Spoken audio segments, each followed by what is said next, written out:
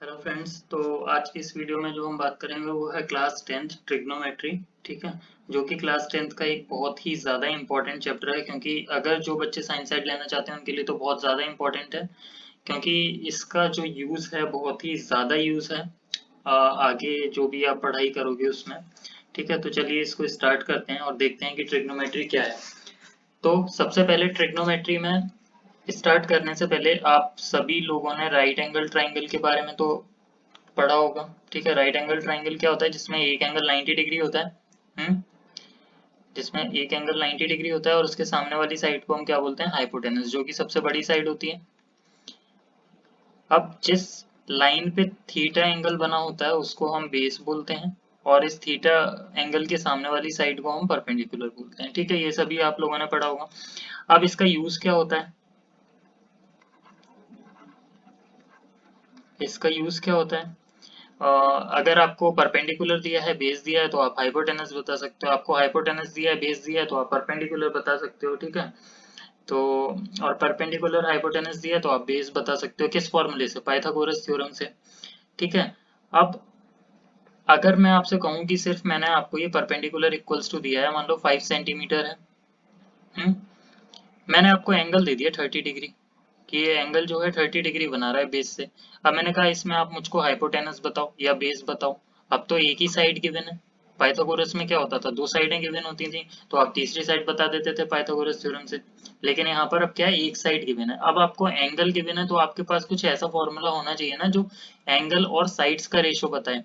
तो बस वहीं पर हम यूज में लेते हैं ट्रिग्नोमेट्रिक रेशियोज को। ठीक है, ट्रिग्नोमेट्रिक रेशियोज को दे तो आइए देखते हैं कि है क्या वो ट्रिग्नोमेट्रिक रेशियो। ठीक है,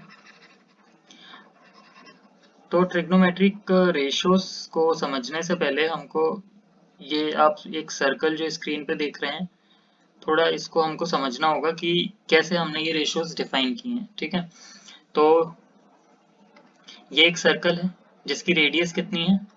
radius r equals to 1 unit. यहाँ रेडियस कितना लिया है? 1 यूनिट। तो सर्कल का रेडियस कितना है? 1 यूनिट।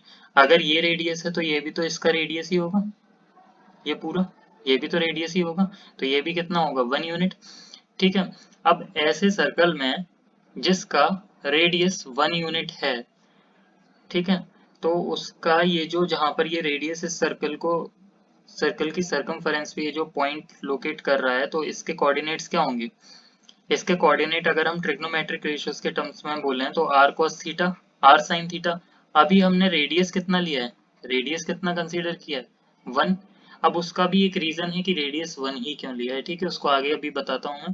तो इसको जब r इक्वल्स टू 1 रखेंगे तो कोऑर्डिनेट क्या हो जाएंगे? Cos theta sine theta. ठीक है, कॉस थीटा साइन थीटा। तो कॉस थीटा साइन थीटा हम पहले कौन सा कोऑर्डिनेट लिखते हैं? एक्स कोऑर्डिनेट, फिर वाई कोऑर्डिनेट। ठीक है, तो इसका मतलब क्या है? एक्स पे चला हुआ डिस्टेंस क्या होगा? ये r cos theta. R cos theta, r कितना है? 1, तो इसको हम सिंपली बोल सकते हैं कॉस थीटा। और वाई क्या होता है? Y is the distance travelled on y axis, तो वो कितना ट्रेवल किया हमने इस रेडियस का जो है? R sine theta. तो इसको हम सिंपली क्या लिख सकते हैं? Sine theta. ठीक है, अब इसमें इसके करस्पॉन्डिंग कौन सी साइड है? यहाँ पर ये वाली साइड है। तो ये कितना होगा? ये हमने परपेंडिकुलर माना, थीटा के सामने वाली साइड है, और इसको हम क्या बोलेंगे? बेस बोलेंगे। ठीक है,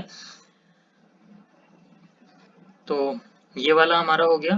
तो इसको हम क्या बोलते हैं? अगर हमारी ये जो ट्राइंगल है, राइट एंगल ट्राइंगल है। ठीक है, ये कैसा ट्राइंगल है? Right angle triangle, right angle date कहाँ पर? इस पॉइंट पर ये कैसा बन रहा है? राइट एंगल बन रहा है। तो इसमें ये जो एंगल्स और साइड्स के रेशो हैं वो आपको ट्रिग्नोमेट्री में 6 रेशियोज जो हैं ये पढ़ने होते हैं, और इनकी वैल्यूज पढ़नी होती है। ठीक है, कि एंगल और साइड्स में, राइट एंगल ट्राइंगल की साइड्स में कितने कितने हम रेशो बना सकते हैं। तो ये 6 रेशो बनते हैं, वही 6 रेशो आपको पढ़ने हैं। ठीक है, तो अब इस cos थीटा का मतलब क्या है? अगर रेडियस आपकी 1 यूनिट है, अगर आपने यहाँ से एक फ्लैश लाइट ऑन करी, तो ये इस पर जब फॉल होगी तो ये जो लाइन है, जो रेडियस है, ये एक नीचे शेडो कास्ट करेगी। इसके इसी प्रोजेक्शन को हम क्या बोल रहे हैं? cos theta. अगर रेडियस 1 नहीं है तो इसके प्रोजेक्शन को हम क्या बोलेंगे? r cos theta. इसी तरीके से आपने इधर से फ्लैश लाइट ऑन किया, तो यहाँ पर ये प्रोजेक्शन पड़ रहा है। ठीक है, ये प्रोजेक्शन पड़ रहा है, तो इसको हम क्या बोलेंगे? Sine theta. इसके इसके प्रोजेक्शन को y एक्सिस पे, इसके प्रोजेक्शन को हम क्या बोलेंगे, साइन थीटा। अगर रेडियस 1 नहीं है तो हम क्या बोलेंगे, r साइन थीटा। ठीक है, तो अब आइए इसके हम देखते हैं कि इसके रेशियोज के फॉर्मूले हमने कैसे बनाए हैं। अब देखो, रेडियस 1 यूनिट लेने का एक बेनिफिट जो हम जो हमारे पास है वो ये है, अगर मान लो कि इसकी रेडियस 1 नहीं है, सर्कल कहीं यहाँ से पास हो रहा है, ठीक है, ये इस जगह से पास हो रहा है, तो इसके कोऑर्डिनेट ये होंगे। और मान लो रेडियस इसकी कितनी है, यहाँ से सेंटर से मान लो 5 यूनिट है। ठीक है, रेडियस कितनी है, 5 यूनिट।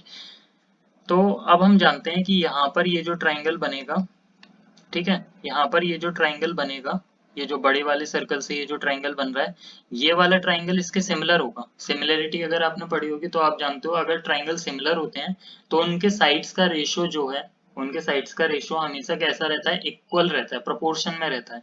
ठीक है, तो जो रेशियो हमको यूनिट सर्कल वाले, यूनिट रेडियस वाले ट्राइंगल का मिलेगा, वही रेशियो इसके साइड्स का भी होगा। तो अब अगर यूनिट साइड आपने ली है, रेडियस आपने 1 यूनिट ली है, तो साइड्स के रेशियो आप इजीली बता सकते हो, है ना, कि इस साइड का रेशियो इसके साथ क्या होगा। तो वो आप इजीली बता सकते हो।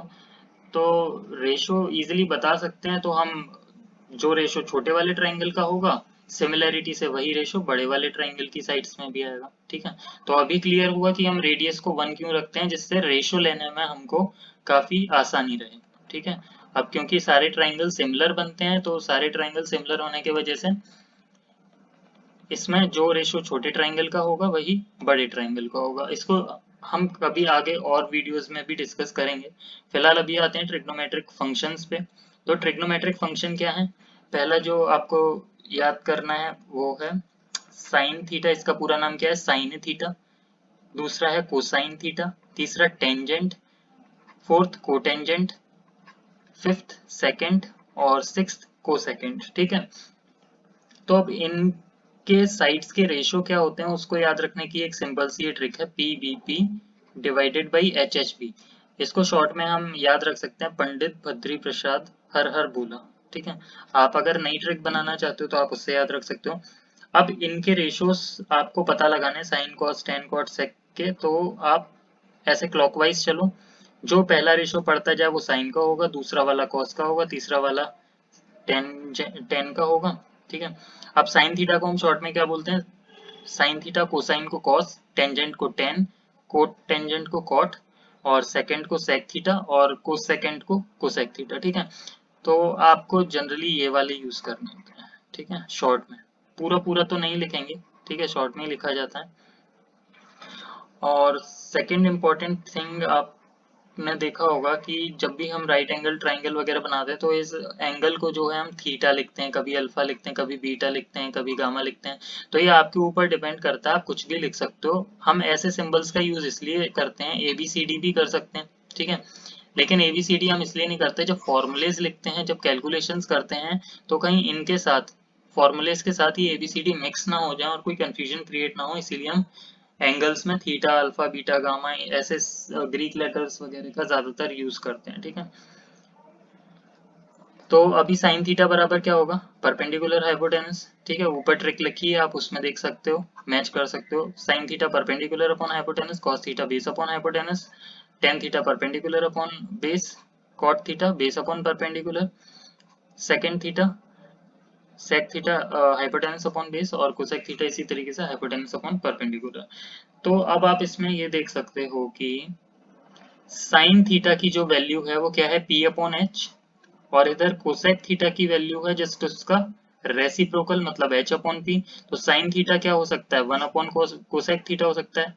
ठीक है, इसी तरीके से कोसेक थीटा की वैल्यू देखो तो आप सेक थीटा का रेसिप्रोकल है, तो कॉस थीटा की वैल्यू क्या होगी, 1 अपॉन सेक थीटा हो जाएगा। ठीक है, टेन थीटा को अगर आप देखो तो टेन पी अपॉन बी है, और कॉट क्या है, बी अपॉन पी। तो ये इसका रेसिप्रोकल है, तो tan theta 1 upon cot theta के इक्वल होगा। ऐसे ही कॉट थीटा 1 अपॉन टेन के, सेक थीटा 1 अपॉन कॉस के, और कोसेक थीटा 1 अपॉन साइन के। ठीक है, अब यहाँ पर आ जाते हैं कि टेन थीटा का मैंने एक और चीज लिख रखा है, वो है sine upon cos. Tan theta को हमने और क्या लिख रखा है, sine upon cos. Sine upon cos कैसे आया, तो देखो साइन थीटा की वैल्यू, टेन थीटा सबसे पहले ध्यान रखो दिमाग में कि टेन थीटा क्या है, p upon b. P upon b कैसे आ रहा है, साइन साइन में कॉस से डिवाइड दे दो, तो ये हाइपोटेनस से हाइपोटेनस कट गया, पी अपॉन बी बचेगा। तो पी अपॉन बी बचा ना, तो उसको हम लिख सकते हैं ना टेन को भी साइन अपॉन कॉस। इसी तरीके से कॉट थीटा में आ जाओ, कॉट थीटा क्या होता है, बेस अपॉन परपेंडिकुलर। तो बेस अपॉन परपेंडिकुलर क्या होगा, जब कॉस थीटा की वैल्यू को हम साइन थीटा की वैल्यू में डिवाइड देंगे तो हाइपोटेनस से हाइपोटेनस कट जाएगा और बेस अपॉन हाइपोटेनस आ जाएगा। तो बेस अपॉन हाइपोटेनस आ जाएगा। ठीक है, अब बेस अपॉन हाइपोटेनस वो सॉरी बेस अपॉन परपेंडिकुलर आ जाएगा, हाइपोटेनस से हाइपोटेनस कट जाएगा तो बेस अपॉन परपेंडिकुलर आ जाएगा। तो बेस अपॉन परपेंडिकुलर किसकी वैल्यू है, generally base upon perpendicular value है वो है हमारी कॉस अपॉन साइन की, तो cot theta equals to cos upon sine भी लिख सकते हैं। अब इसमें एक जो नोट करने वाली चीज है वो जैसा कि बुक में लिखा होता है, ठीक है, कि ये जो राइट एंगल ट्राइंगल है ना, यहाँ पर भी जो राइट एंगल ट्राइंगल बन रहा था, इसमें ये जो 90 के सामने वाली साइड है ये सबसे बड़ी होती है, इसको हम हाइपोटेनस बोलते हैं। सेकेंड चीज जो ध्यान रखनी है, जिसके साथ एंगल बनता है थीटा, उसको हम बेस बोलते हैं, और बेस को और क्या बोलते हैं हम, एडजेसेंट साइड। ठीक है, साइड एडजेसेंट टू एंगल, जो एडजेसेंट साइड है एंगल की, बेस को हम वो भी बोलते हैं एडजेसेंट साइड टू एंगल, और इसके सामने वाली साइड को हम क्या बोल देते हैं, opposite side to angle theta. ठीक है, परपेंडिकुलर को दूसरे तरीके से और क्या बोलते हैं, अपोजिट साइड भी बोलते हैं। ठीक है, तो इस वीडियो में गाइज इतना ही। बाकी इस एक्सरसाइज में जितने फॉर्मूले हैं, अगर आपको इन फॉर्मूलों में लेकर के कोई भी डाउट हो, कोई भी कंफ्यूजन हो, तो आप मुझको कमेंट सेक्शन में बता सकते हैं। उसके ऊपर मैं दोबारा से आपको आपके डाउट्स को क्लियर करने के लिए वीडियो बना दूंगा। और बाकी इस वीडियो में बस इतना ही। और इस वीडियो में जितने फॉर्मूले हैं वो 8.1 जो आपके एनसीईआरटी क्लास 10th की एक्सरसाइज है उसके लिए फॉर्मूले ये सफिशिएंट है। ठीक है, तो इस वीडियो में इतना ही। और इसके आप क्वेश्चंस ट्राई करना, जो क्वेश्चंस में डाउट हो वो मुझसे पूछ लेना। और एक्सरसाइज 8.1 के क्वेश्चंस को मैं भी सॉल्व कराऊंगा, तो आप उसमें भी आके चेक कर सकते हैं अगर आपको कुछ प्रॉब्लम हो। ठीक है, तो वीडियो देखने के लिए थैंक्स। एंड अगर आपको वीडियो पसंद आया हो तो लाइक करें, सब्सक्राइब करें और अपने फ्रेंड्स के साथ शेयर करें। Thank you.